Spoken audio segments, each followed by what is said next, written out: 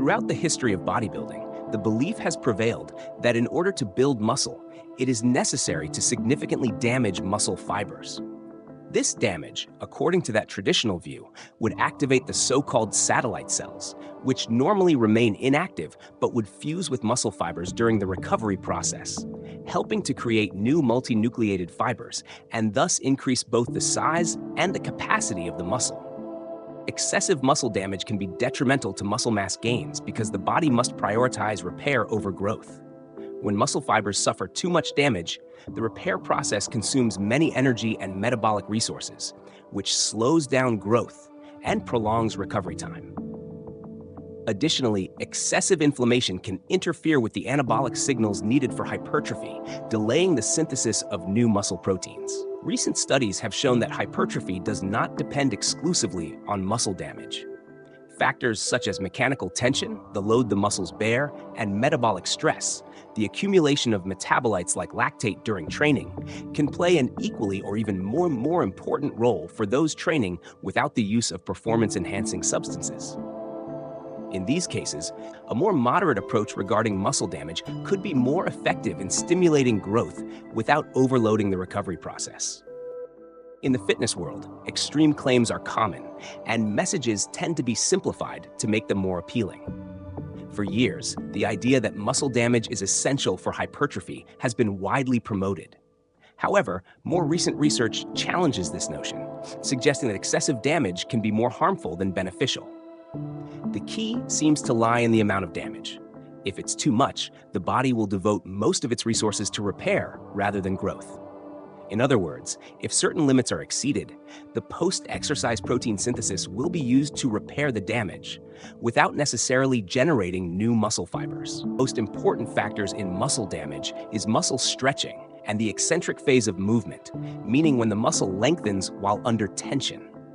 If the muscle is not accustomed to a particular range of motion, damage is more likely to occur. Similarly, an excessive focus on the eccentric phase can lead to an increased accumulation of metabolic byproducts in the muscle, which is not always beneficial. However, it's important not to completely eliminate this type of stimulus, as the muscle needs a certain level of challenge to grow. Muscle damage, in moderation, is still a sign that the muscle has been challenged, which can contribute to the adaptation process. The key, though, is finding a balance, exposing the muscle to new stimuli without generating excessive damage that ultimately hinders the recovery process. Over time, the body adapts to these stimuli, allowing for reduced muscle damage as training continues within a specific and controlled range of motion. It's essential to keep in mind that this adaptation is a gradual process. As the range of motion is increased or more focus is placed on the eccentric phases of exercise, the body not only becomes stronger, but also improves its efficiency in energy use and muscle recovery. This is where the famous progressive overload comes into play, a fundamental principle in strength training. While the goal is to challenge the body, it's not about pushing it to the limit in every session. A well-designed training program should strike a balance between sufficient muscle stress to trigger adaptation and the necessary time to recover from that stress. The key message is that we should avoid leaning toward any extreme. Both completely avoiding muscle damage and excessively seeking it can be counterproductive strategies. A balanced approach allows for the benefits of training without falling into chronic fatigue or injury risk. Optimal muscle growth is achieved through progressive training, gradually adjusting volume, intensity, and frequency.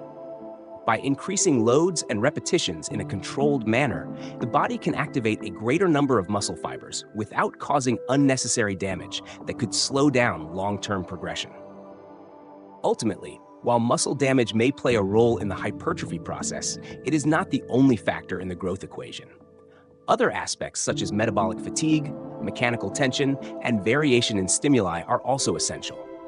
The true measure of progress is not the soreness or muscle aches felt after training, but the ability to consistently increase repetitions, weights, and time under tension. In short, the key to muscle growth lies in consistency, controlled progression, and a balance between stimulus and recovery. If you found what we explored today interesting and valuable, I invite you to subscribe so you don't miss any content. Give this video a like if you enjoyed it, Share it with your friends and family, and feel free to leave your comments. Your support is essential for continuing to create more relevant and inspiring content. Thank you for being here, and see you next time.